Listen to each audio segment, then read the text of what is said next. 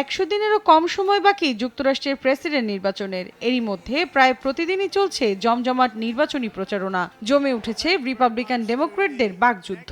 তারই ধারাবাহিকতায় স্থানীয় সময় শনিবার দুপুরে জর্জিয়া অঙ্গরাজ্যের আটলান্টায় নির্বাচনী সমাবেশে ভাষণ দেন ডোনাল্ড ট্রাম্প ও তার রানিং মেট জেডি ভ্যান্স। এ সময় কঠোর অভিবাসন নীতি, চীনের ওপর বাণিজ্য শুল্ক আরোপ এবং যুক্তরাষ্ট্রের বিভিন্ন খাতে উৎপাদন বাড়ানোর প্রতিশ্রুতি দেন তারা।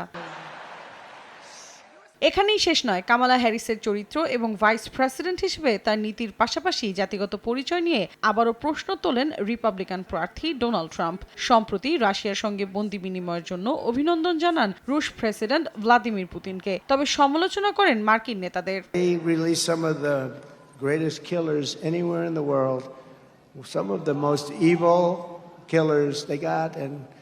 We got our people back, but boy, we make some horrible deals, and it's nice to say we got them back, but does that set a bad precedent, Bert, right? Does that set a bad? এদিকে নির্বাচনে বিতর্কের challenge বহাল থাকলেও তারিখ প্রত্যাখ্যান করেছেন Kamala Harris. এক প্রতিবেদনে এমনটাই জানায় সিবিএস নিউজ। কামালা বলেন, 10 সেপ্টেম্বর বিতর্কের মুখোমুখি হতে ভয় পাচ্ছেন ট্রাম্প, তাই তারিখ পরিবর্তন করতে চান তিনি।